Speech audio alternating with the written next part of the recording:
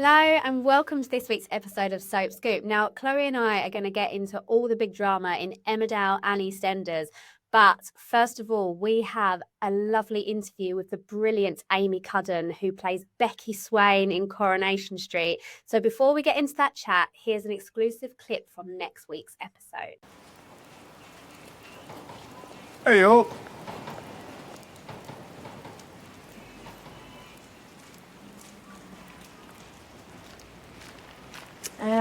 What's the latest? I'm quick, but I'm not that quick. Yeah, it's blown my mind, all this. I bet. Should I be worried, you reckon? About? Everything. Should I be laying low? But it's probably for the best. I reckon I should be keeping an eye on you two. Given these thugs knocking around beating up police officers. Oh, understood. Yeah. Well, if you need me, I'll be decorating Christmas cookies with our Lisa and Betsy. It's mad how it's the small, simple things you miss. Just been to see Carla. Oh, really? Yeah, she's necking scotch like a bottle of water. She's saying she really wants to see Lisa. Okay, well, I'll tell her. Good. Anyway, laters. See ya.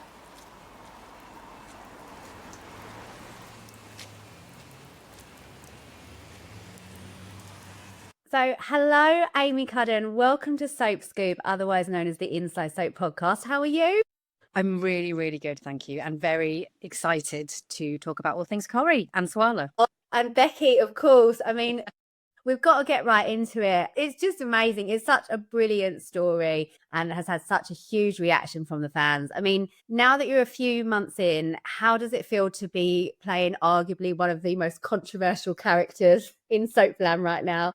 Utterly mind-blowing. How does it feel? It feels super exciting. It feels very challenging. It feels like there's a certain amount of sort of pressure, obviously, because, you know, I'm kind of involved in two enormous institutions. So I'm involved in Coronation Street, but I'm also involved in Swarla. And I am, you know, extremely aware of how much people love the characters that Ali and Vicky have created. So yeah, but overall, like the net feeling is just like sheer excitement. Just I love going to work every day. It's just so much fun. I mean, it can't be boring. The story. No, there is no moment to be bored.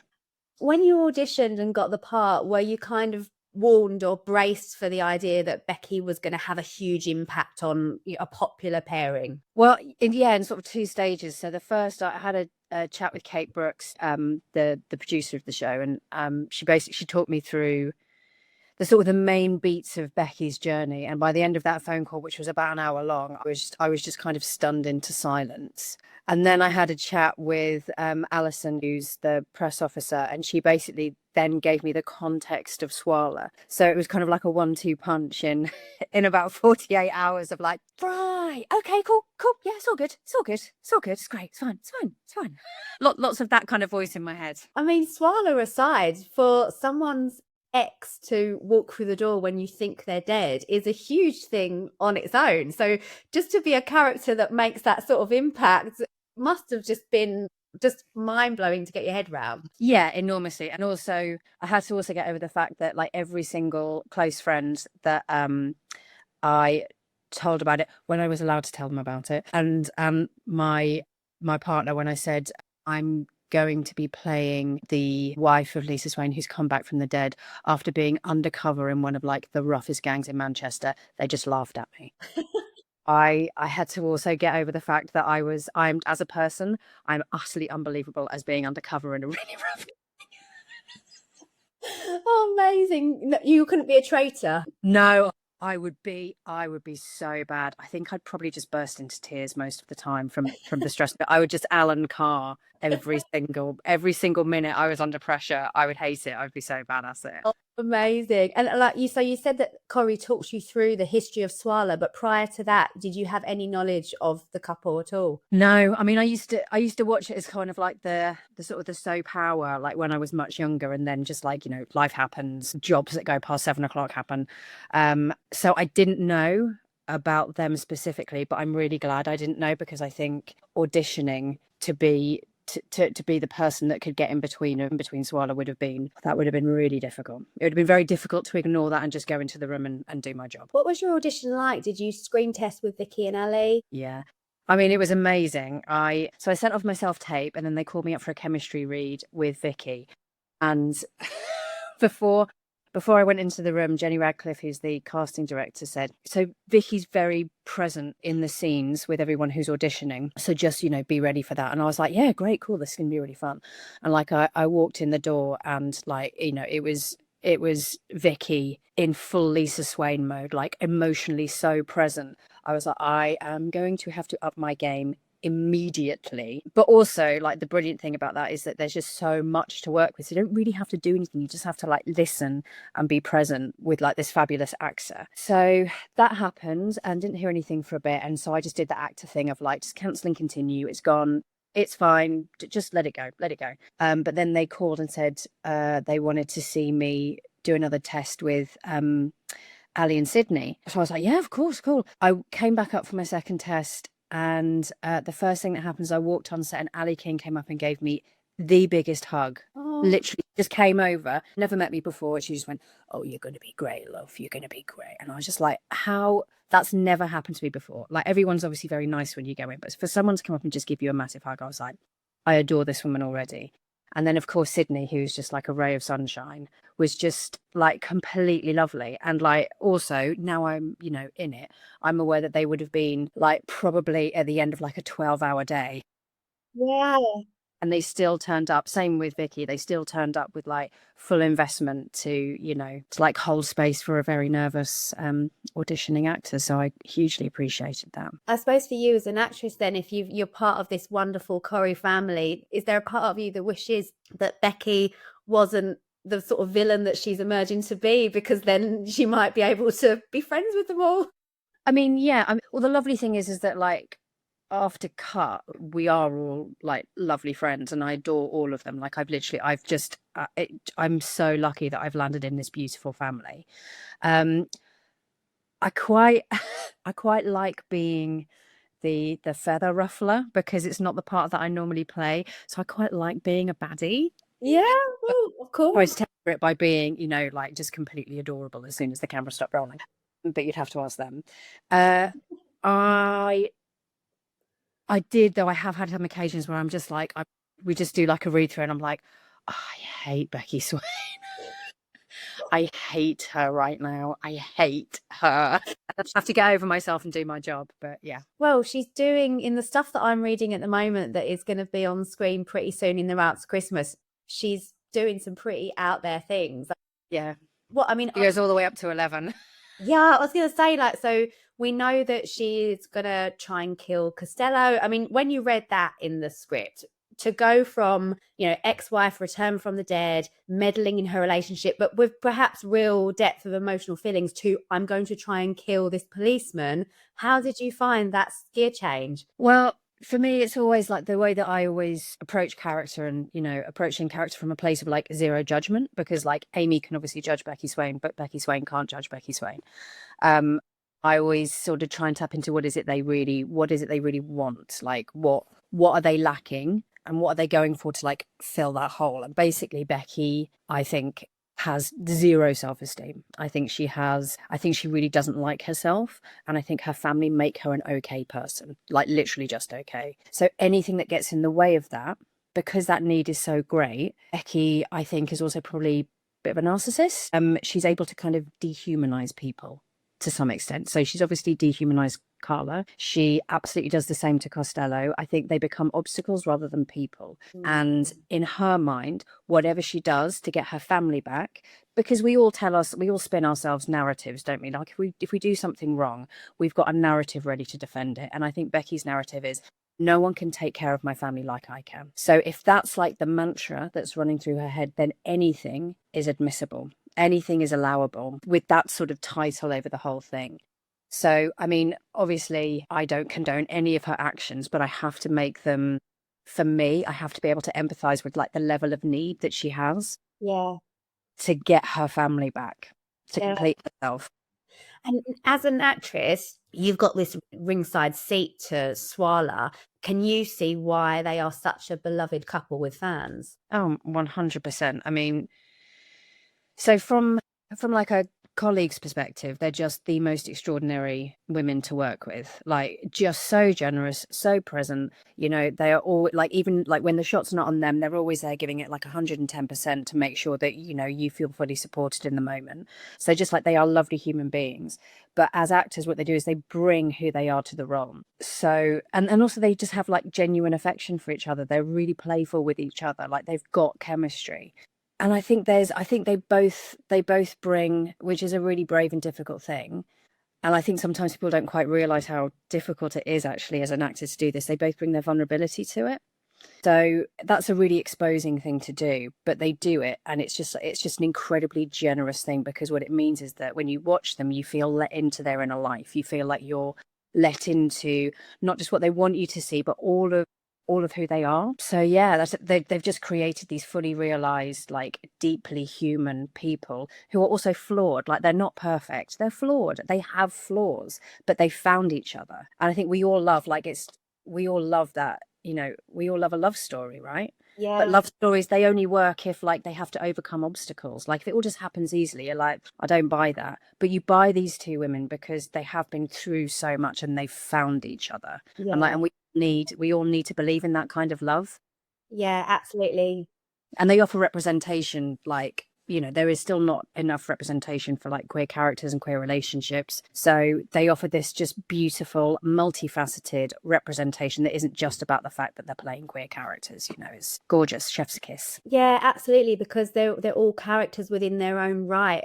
You buy into each of their journeys before they then come together and create a new chapter and a new journey. So I totally see that. And Becky being in the mix is the character meddling with that, but it must be so much fun to play, as well as a bit like, oh, I'm getting in there and I'm stirring up trouble for this huge couple. So much fun to play. I had a conversation with my agent last year. I was like, do we think there's a world in which I could play characters other than sort of like fragile middle England, like vulnerable, you know, mums who sort of potter around wearing pearls? And he was like, well, darling, you know, we can't determine what comes in. And then literally this year playing Becky Swain, it's literally a dream come true. I love it.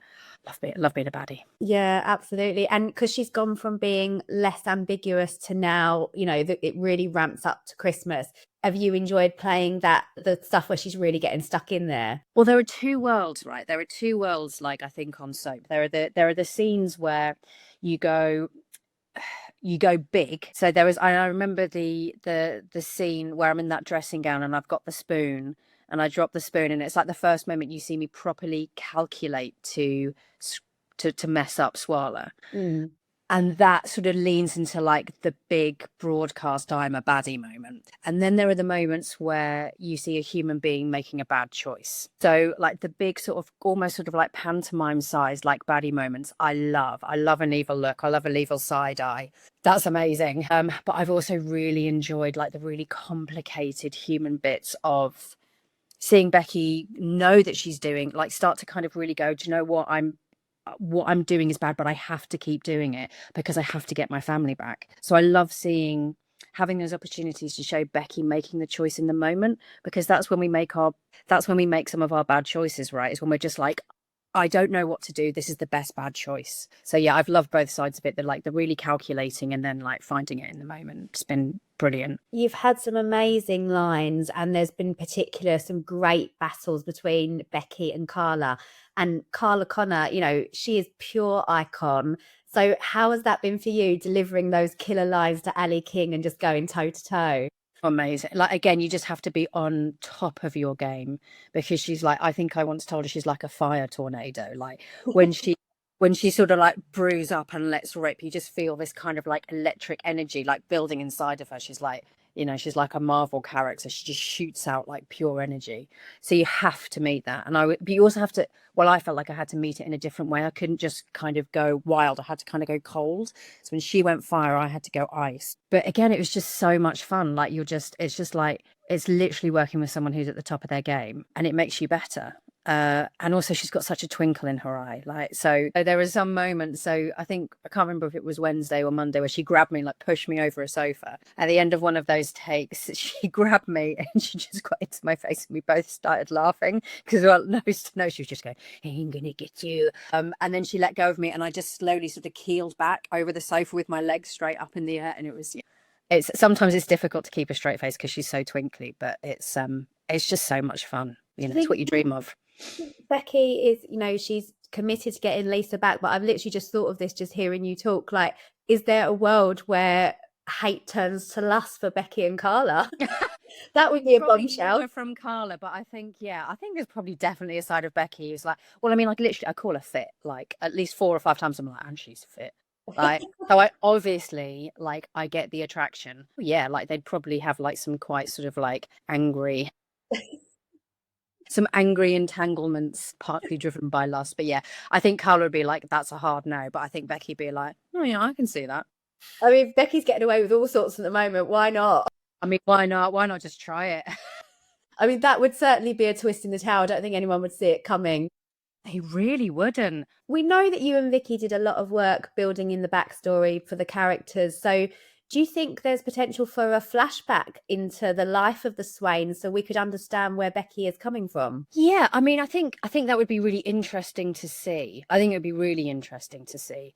But I also kind of feel like, again, like I think Vicky as Lisa does a really good job of selling the schism of like that pull towards Becky. And I think the writers have done a great job of, you know, giving us these moments where you can see, like, as a unit, that Becky, Lisa and Sydney like had a lot of fun. Like they were just really silly together. Like Becky could always make Lisa laugh. So I think you do get these little snapshots that the writers have kind of given of like how much fun they used to have. But then you also get the understanding that fun was never really grounded in proper love. Yeah. You know, it was always slightly, I think, like a tool for Becky. Like it's the way that she got out of trouble. It's the way that she could like soften Lisa. You know, she, you know, could manipulate Lisa that way. So I think you do get a sense of that relationship through what Vicky is doing, which is, you know, incredibly difficult. Like it's such a difficult thing to sell is, you know, how much she loves Ali's character, but how confused and tormented she is by me being back. You know,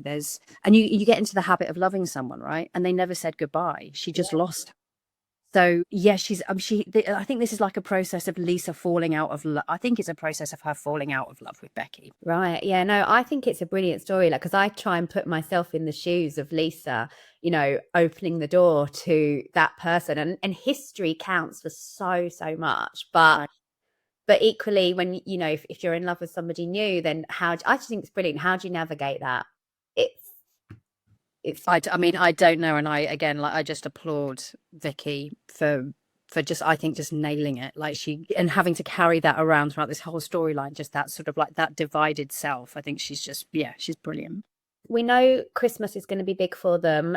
Certainly in our Christmas preview that we released on last Tuesday, we tease a little bit and say that, you know, Becky is kind of trying for this perfect family Christmas, or so she sees it. And Carla is kind of strangely MIA in Lanzarote. Can you give us a little tease as to how desperate Becky is to make sure that she gets the perfect family Christmas, or at least how she sees it? I would say her need for it to be a perfect family Christmas it's on a level with, in terms of like the intensity of that feeling, that's the same feeling that has driven her to do all of these bad things.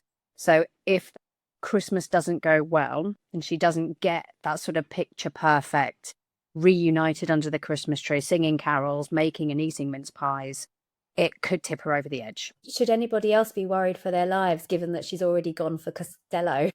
I'm going to leave that to your imagination. Oh no.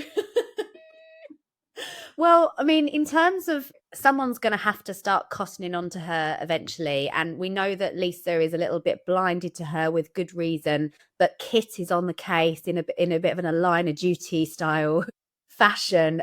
So who do you think's more likely to bring Becky down? As Kit got what it takes? I think Lisa and Kit are sort of two halves of what's needed to bring Becky down, because Kit can pick up on the obvious signs that Lisa's blind to, but Lisa knows Becky. She knows her, and she's also a really, really good detective.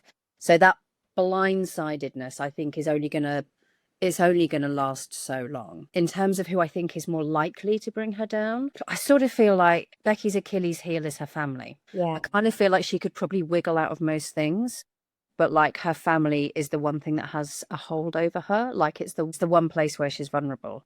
So I think I'm probably just going to leave it at that and not give anything else away. We want to be kept on the edge of our seats. We don't want to spoil it all. We've seen fans speculate that Lisa might be more on to Becky than she's letting on, which would be a twist. What do you make of that theory? I think the fans are really smart. I think they know their characters really, really well. I think it's really complicated. I think that even if Lisa is suspicious, she's talking about the mother of her child. I think Lisa does believe that Becky is in danger. And I think there's enough affection and feeling there that she would want to protect Becky. So any suspicion she has to pass through that filter. Yeah.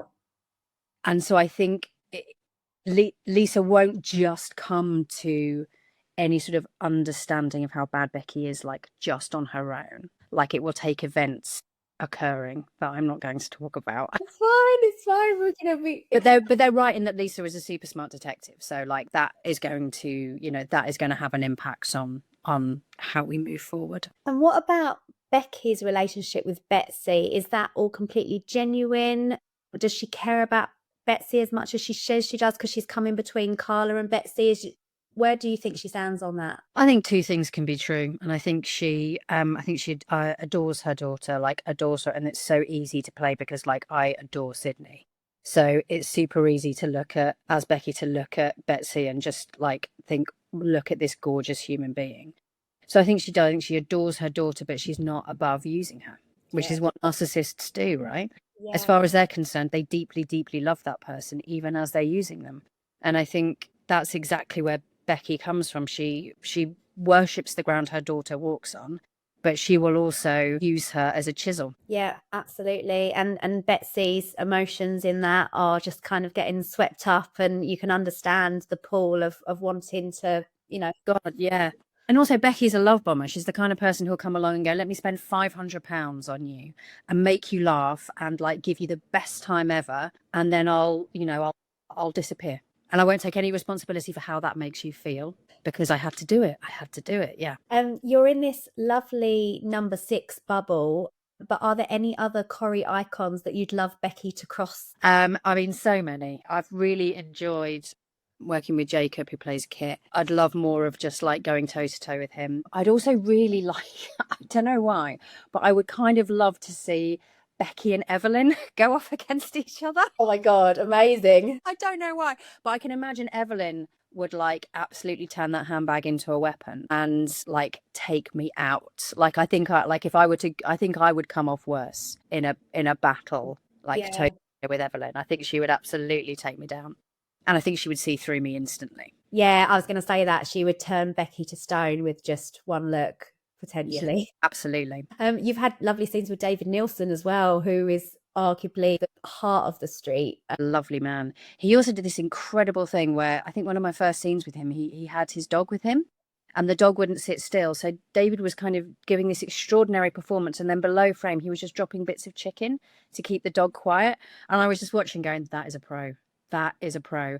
Top half, Roy. Bottom half, dog wrangler. Oh my word. Oh my God, that's such a lovely anecdote. And I can totally believe that as well, because I mean, I've had the pleasure of speaking to David over the phone for interviews before, and just was completely immersed. It wasn't even like doing an interview. It was just, just pure joy. Yeah. And so brilliant. Yeah. The most welcoming man, because literally the very first scene when I was anonymous woman with my little baseball cap on was with David and Evelyn, and before they rolled, he was so chatty and welcoming and funny and kind, and then would like turn into Roy, who is also all of those things but much more introverted. David's just like this very open, warm, like gorgeous human being. Yeah, absolutely. And you just mentioned Becky's baseball cap, but we've got to talk about her coat, because I feel like witness protection. Come on, give this lady some more coats. Yes, I have. I haven't been much on social media because I was like, I'm just going to give people their space to vent. Like everyone's entitled to like absolutely tear me a new one. So please do. I probably just won't look at it though. But I have caught sight of like, what is she wearing? Why wouldn't you make an effort when you've turned up to see your wife? Lots of comments about my mullet as well, which yeah, I mean, I hard relate. I'm not enjoying, well, as you can see, they've let me have a haircut. But yes, that coat, that horrid coat. I mean, the chat with costume was basically, you're never going to get to wear anything nice in this. Like, that was literally the first thing that they said to me. And then the second thing was, now let's try on a range of dingy khaki parkas. That was, I can't remember why we went for that one. I think we wanted to find one that looked like I'd literally just found it in a charity shop bin. I'd bought it and then I'd legged it out of the shop, or, you know, or I'd like literally nicked it from the front of a charity shop out of like a bin bag. So that's it. But yeah, that kind of like that, like,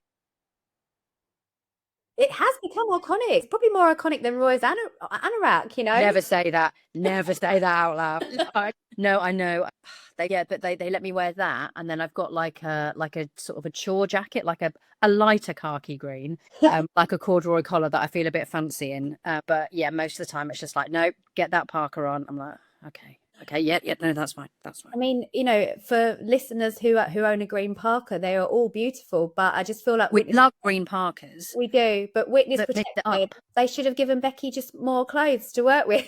Well, I feel like just like one jazzy item of clothing, one jazzy item of clothing. Like, not even at Christmas, guys. Not even at Christmas. Still shades of khaki.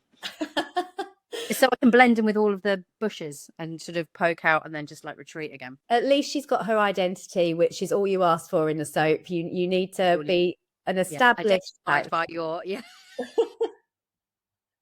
Oh, lovely. I'm glad that you've had some fun with it as well. I mean, at this point, Becky, certainly on screen, she seems to have won successfully as of the Friday just gone, broken up Carla and Lisa. Costello is out of the way. What is her goal to this? To absolutely to reclaim her wife and daughter, and then kind of build a seal around that family unit.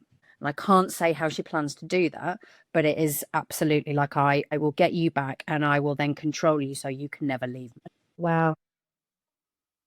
Yeah, she's not very well, bless her. She definitely needs some counselling. No, well, I mean, you know, years spent in witness protection is going to do some things to you. So yeah, and just obsessively just watching your family like online. Not good. I know, it's amazing that she didn't, you know, show up sooner, but obviously for soap purposes, yeah, she was there when Lisa was just about to be happy. So that's exactly. I've just been fuming in Alicante for 4 years. Well, Fuming. I know exactly. What am I whinging about? I know you can't give away what's coming up, but do you know the full extent of what's to come? And what was your reaction when you read it? Open-mouthed shock. I think I was quite quiet for a bit while I just processed it and was just like, okay, yeah. I did not see that coming, but fun, challenging. Yeah, I mean, it's going to go, it's going to go the way that you think it's going to go. Like, whatever way you think it's going to go all of those ways. Whatever way it goes, it's going to have some sort of lasting impact on Carla and Lisa, whether they're a couple or whether they're not. How do you think Swarla can survive or move forward? Or do you think they're strong enough ultimately to deal with what Becky throws at them? I think they have the potential to be strong enough. But again, like, these are flawed human beings. These are flawed human beings who, like all of us, react emotionally. So, you know, they're fiery, they're passionate. This is also why we love them. So sometimes decisions made in the heat of the moment aren't always the best ones to have been made, regardless of how much you love someone. And I think that's probably a useful thing for people to keep in mind. I think, of course, they have the potential to be strong enough to survive it. You know, Carla and Lisa are just absolute, you know, they're absolute legends already. I can't give anything away. I can't. I can feel like this invisible hand going down over my mouth. I think, like, put it this way, if they survive it, of course, they're only going to be stronger because they will have purged Becky Swain from their system. If they don't survive it, it's going to be catastrophic. In terms of just summing up, you know, we've spoken a lot about Becky, but what about you, your time on the street? Has it lived up to your expectations? Is Becky a character now that is ingrained in you as much as anyone else you've played? Yeah, I mean, this is the longest stint I've had on a show. And I think every character you play definitely leaves a mark. Like, you know, Amy will always kind of like objectively look at what Becky does, and I will always have my judgment and my opinion, but I also have to find a way to empathize with her and empathize with whatever her damage is. So yeah, Becky will always be with me as much as like every other part that I've ever played, but I'm also like old enough and ugly enough to have like a safe distance from her. Being on the street, an absolute dream. Like everyone, again, like I landed in the most beautiful family unit, including Ryan Prescott, who is Lovely. we love Ryan. We love Ryan. He is just, again, like the most adorable, so funny. Again, very difficult to be in a scene with him without laughing inappropriately all of the time. But yeah, like one of my first scenes was with him at the precinct with him and Sydney, and he was just a dream, like a total dream. Everyone is gorgeous. It's the most well-oiled machine because the turnover, as in like how quickly you move on from scenes, is so fast. You have to be able to like trust and rely on everyone, and it's a family, and that's it. You feel like you are joining a family. It's beautiful. Do you think Becky deserves comeuppance, or is there room for redemption? That's such a good question. I think she definitely deserves the first, and then how she reacts to that will say whether or not she deserves redemption. Well, you've done a very good job of talking about the character in such wonderful depth without giving it away and spoiling it for the fans. But and speaking of the fans, I mean, I know it's had a strong reaction, but have you bumped into people like in the supermarket? Have people been lovely? No, I think I'm quite good from my research at being incognito. So I was only recognised once in a charity shop in Manchester, and I'm just quickly looking on because I want to mention some very lovely people. Oh. So I got a wellness package from Swarla Appreciation on Instagram. Women, I believe. Sorry if I've misgendered anyone there. They sent me a beautiful box with like lots of like looking after yourself goodies, chocolate, jewelry, like a notebook, and a really beautiful card, being very honest and saying, Becky drives us mad, but we love you, and we hope you're okay and that you're looking after yourself, and just being like so generous. And I was like, people are amazing. Do you know what I mean? Like the world's a tricky place right now, but there are some absolutely gorgeous people out there. So Swarla Appreciation, I appreciate you too. Oh, we will make sure that they know that you have said that on the podcast, because I'm sure, like, I'll be honest with you, like we do the podcast every week and we always talk about Swarla because the fans are so engaged, like the theories, they really want to talk about it. I've been responding to people on YouTube who have commented, and last week we shouted out to somebody who was like, oh, I think Kit's hard undercover line of duty and he's going to bring her down and all of this. And I really love that. So we mentioned it on the podcast. So, we're trying to invite people to join this conversation because it's really captivated audiences. And that's down to you, Ali, Vicky, Sydney, Ryan. It's been brilliant. So thank you so much for joining us today. It's been lovely to join you. Oh, I love talking about it, honestly. Best experience. Just completely gorgeous. Well, we will look forward to seeing what she does over Christmas, maybe like through our hands.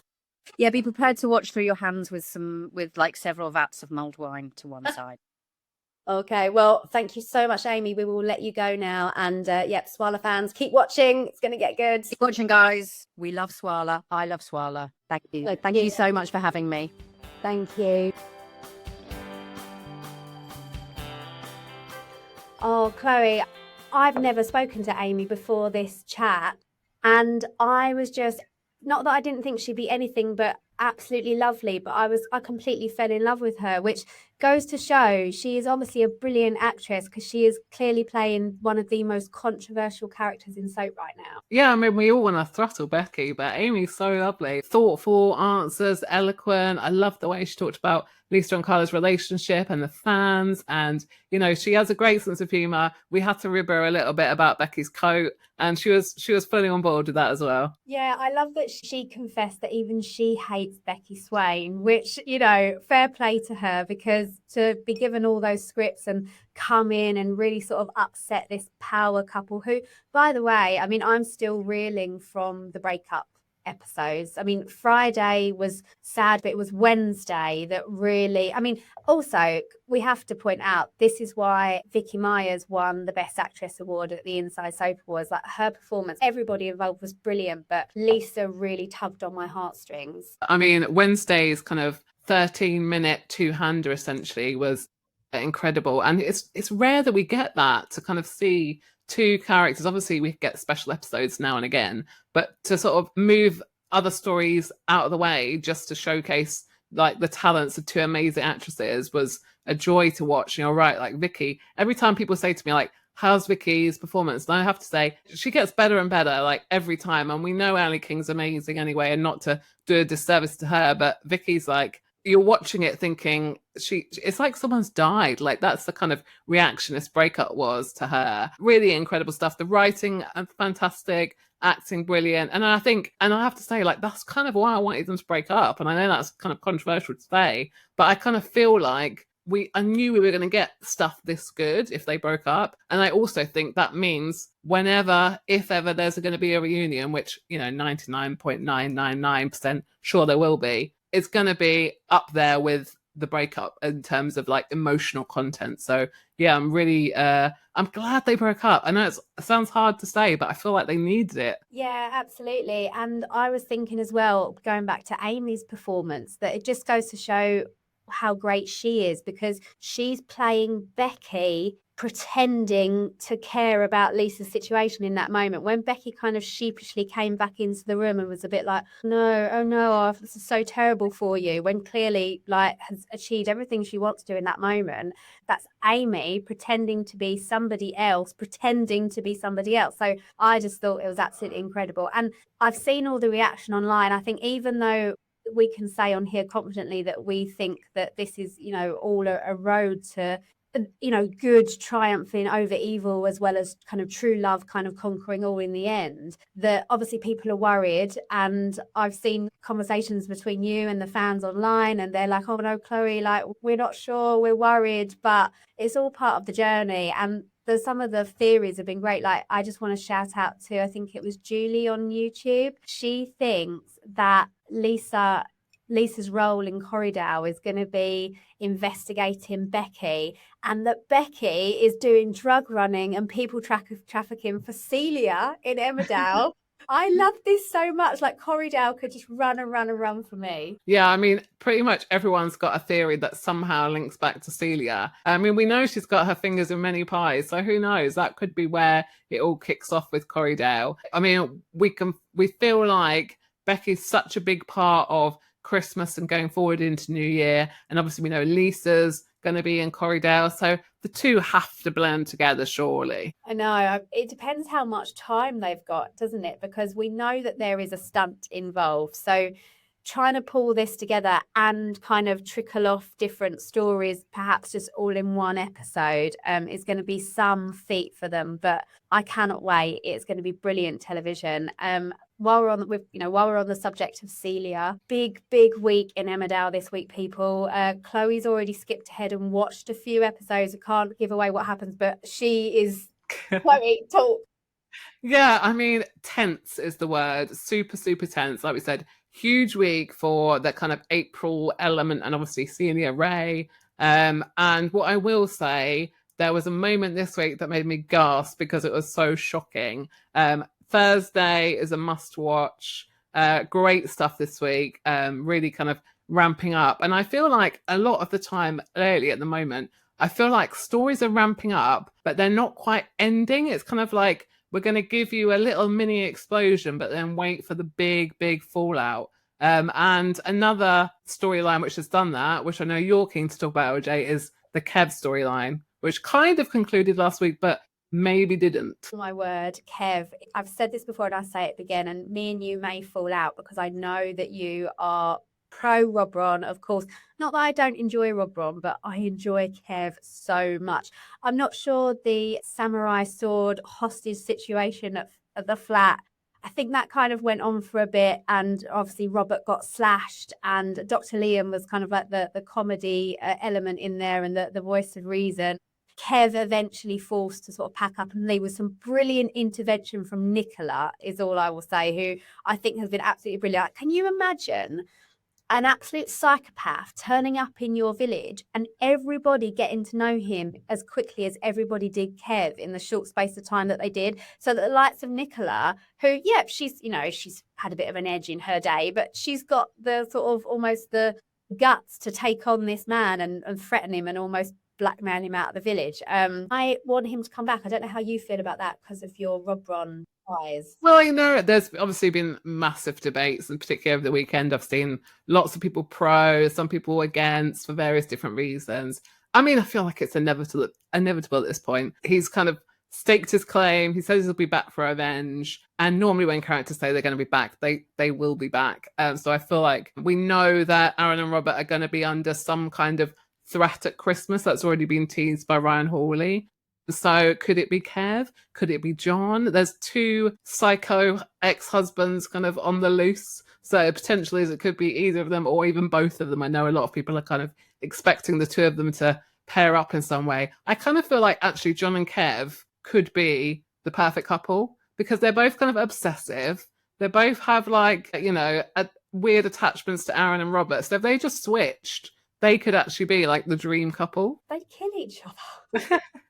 Like, absolutely. I mean, who do you think's the more dangerous? It's tough to say because I think like Kev has obviously got like a long history of like violence and obviously he's been locked up for like 20 years. But we saw obviously last week he's very volatile, kind of unpredictable in that way. John is very calculating, very devious. He likes a good plan, likes a good drugging. So I think the 2 of them together is a kind of very lethal combination. I feel like I want from both, if they both come back, is there certain elements of their story that haven't been resolved yet. Like, has Moira found out that he was behind the slurry leak? No one has mentioned this. And it's my one bugbear. Like, everyone blamed Mackenzie and no one has mentioned yet that it wasn't him. And with Kev, no one has found out that he was the one that stabbed himself in prison and he wasn't doing it. He wasn't stabbed to protect Robert. He did it to himself. And I'm desperate for these things to come out because I think like that will give the characters some kind of closure and maybe they might try and seek revenge. I don't know. But there's still a lot from both of those stories, I think, to be resolved. So I'm kind of hoping that they do come back just so we get some sort of big conclusion, hopefully something with a bit more jeopardy than the sword incident. I feel like we're owed some sort of high stakes hostage, some sort of, you know, super dramatic situation from them both. Detective Timms doesn't miss a trick, everyone. She is not forgotten about. I've got a notebook, I've got a list. She's taken names. Something else me and you discussed, because you've been seeing quite a lot of chatter online, is that people are wondering if there's going to be an affair between Belle and Joe Tate, which I must admit, when I watched those episodes of them arguing over Sam, I did kind of get a bit of that energy. But part of me was like, oh, they can't do that because there's not so long ago that Joe had an affair with Dawn. But Belle does have a bit of a history with falling for Tate men, and Tates and Dingles coming together. It's like the ultimate Romeo and Juliet. Romeo and Juliet. What do you think about that? Well, my first thought, was it because Joe's growing his hair back and Belle's being like, because we all know like a new haircut on a guy can be the thing that makes you go, they're actually quite attractive now. I mean, obviously. Yeah, I'm a big fan of the return of the quiff. I think they've written it. Angela, it's almost like you've had a glimpse into my future, because I've written this down, possibly to appear in the Christmas issue of Inside Soap. So we've just spoiled this, but his Tom Waterhouse quiff, I've been waiting for that since he returned. I mean, no hair. He's a very good looking guy, whatever. So I do not blame Belle if she is tempted. What I think it's interesting, because I do like Joe and Dawn, and I like the fact that Dawn's become more involved in the kind of home farm, like underworld as such. But I just find Dawn is a bit dull, and I feel like there could be sparks of Belle, and that might kind of maybe make Joe and Dawn's relationship have a bit more stakes to it if there's a third party. I don't know. But yeah, I liked Belle and Jamie's affair when they first started. Obviously, he turned out to be another wrong one, but I feel like Belle is probably owed some happiness rather than someone as dodgy as Joe. But I definitely could see that, and I think it's always for Emmerdale, they want to kind of mix the Tates and the Dingles, don't they? So I could definitely see that in future. Yeah, I mean, I did also enjoy Belle and Jamie until Jamie turned out to be a right so-and-so. Bring Jamie back. I'd love to see that dynamic between him and Joe. But also for Joe, for me, it's Debbie Dingle was his, true sort of Romeo and Juliet kind of situation. So yeah, plenty to play with there if they ever decide that they want to bring them back. Now, EastEnders, we are talking about this kind of really nice sort of heartwarming relationship that has been growing between Lauren and Ian, which is really nice because usually all throughout the year, not least this time of year, Ian Bill is like the Grinch who stole Christmas. So the idea that he is being really lovely to Lauren and sort of stepping up for her in a time of need, I think is really sweet. Yeah, he's been really protective of her, which is lovely. And I have to say, like, I mean, we all know Jack and Joss is an amazing actress, but the stuff she's done around this scam has been really good. I mean, when she kind of threw up out of the shock of it and literally feeling sick because she's given away thousands of pounds to this con man, it is a horrific situation. And I'm sure there are people that have been scammed or fallen for scams that can relate. But I mean, the fact that Ian's actually not blaming her, he's very empathetic, and he's not even sort of not really threatening to tell Peter either. He's basically willing to protect her secret and give her some money in the meantime. But of like all good secrets that's going to come out at some point, how Peter will feel, I don't know, especially to know that his dad's lied to him as well. But we also have got Max coming back into the mix soon, which is very exciting. And I'm really looking forward to kind of the new Branning kind of dynamic with Oscar, Lauren. And so I think it's going to be a good time going forward for the Brannings. But one person who's got involved with Ian lately that we're going to see a bit more of, I think, between the two of them is Elaine and Ian. They're going to have a bit of a 2 and 8. Elaine, there's been so much fun recently. And my kind of controversial take is get her back behind the bar. I think she's missed behind the bar. She's going to get her new business soon, her Peacock Palace boutique hotel, as she keeps reminding everyone, not at B&B.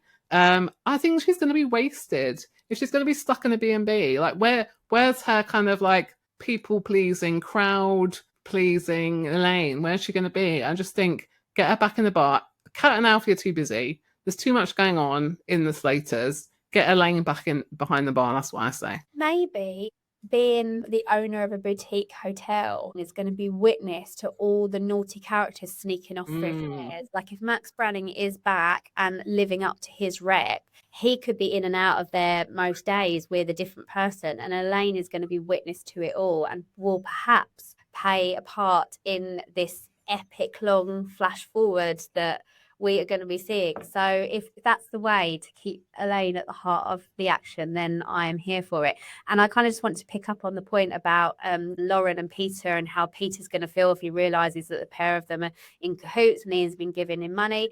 Peter, what I would say to you in that instance is just be grateful. Like if my parents or indeed my other half's parents just gave me a load of money to help me out of a massive hole, I'd be like, thank you very much. So if Peter is getting angry about this, I mean, maybe they should all just fessed up about it in the beginning and just be like, son, obviously there's been an incident, given Lauren some money to help you out, pay me back when you can, no worries. But then that would remove the jeopardy of this storyline, so I won't get involved. But, if either parent wants to help me out with my credit card bill this Christmas, I'm there.